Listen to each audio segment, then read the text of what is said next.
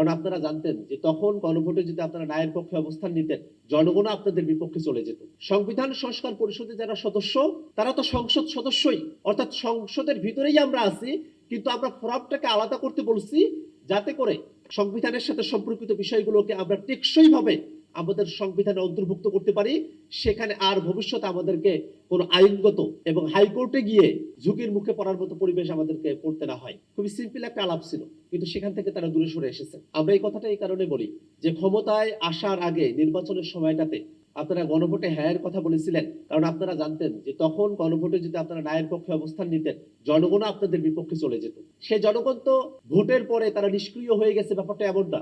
এবং শুধুমাত্র নির্বাচনের মধ্য দিয়েই বা 5 বছর অপেক্ষা করেই তারপরেই অনেক কিছু হবে, বিষয়টা তো এমনও না। বাংলাদেশের জনগণ তারা তো এই জিনিসগুলো দেখভাল করছে, তারা তো খেয়াল রাখছে, এবং তারা সকলে প্রত্যাশা করছে যে বিএনপি সরকার তারা জনগণের প্রতিকৃত যে ওয়াদা, সে ওয়াদাটা তারা পালন করবে। আমরা যেহেতু আজকে সারাটা দিন আলোচনা করব, সেখানে আমরা এই বিষয়গুলো অবশ্যই জানবো যে এই যে অর্থনৈতিক খাতের দুরবস্থা, সে সময়টাতে একীভূতকরণকৃত 5টা ব্যাংক যারা পুরনো মালিক ছিল তাদের কাছে আবার ফিরিয়ে দিয়ে যাওয়ার একটা আইন করা হয়েছে। এখানে একটা জিনিস খেয়াল করে দেখেন, ব্যাংক রেজুলেশন অধ্যাদেশটা যখন তারা নিয়ে এসেছে, তখন 18 ধারায় তারা একটা সংশোধনী নিয়ে এসে সেটাকে পাশ করেছে। এটা অত্যন্ত নেতিবাচক। আমরা একই কথাটা মানবাধিকার কমিশনের ব্যাপারে, দুদকের ব্যাপারে, পুলিশ কমিশনের ব্যাপারে, গুম অধ্যাদেশের ব্যাপারে, সুপ্রিম কোর্ট সচিবালয়ের ব্যাপারে যে অধ্যাদেশগুলো আছে সে ব্যাপারে আমরা তাদেরকে বলেছিলাম।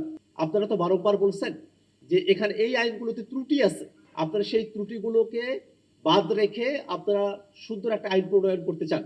আপনারা তো সুপ্রিম কোর্ট সচিবালয়ের জন্য, বিচারপতিতে নিয়োগের জন্য, বা মানবাধিকার কমিশন, দুদক বা গুম, এই বিষয়ে যে অধ্যাদেশগুলো আছে সেখানে যদি কোনো একটা বিশেষ ধারায় যদি আপনাদের কোনো সংশোধনী প্রয়োজন বলে মনে করতেন, তাহলে সেই ধারায় সংশোধনী নিয়ে এসে আপনারা সেটাকে পাশ করতে পারতেন। সেই সুযোগ তো আপনাদের হাতে ছিল, কিন্তু আপনারা সেটা করেননি।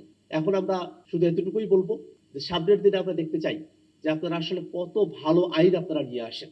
আমরা সেটা দেখার অপেক্ষায় থাকবো। সেটা শুধু আমরা না, বাংলাদেশের আপামর জনতা সেটা দেখার অপেক্ষায় আছে।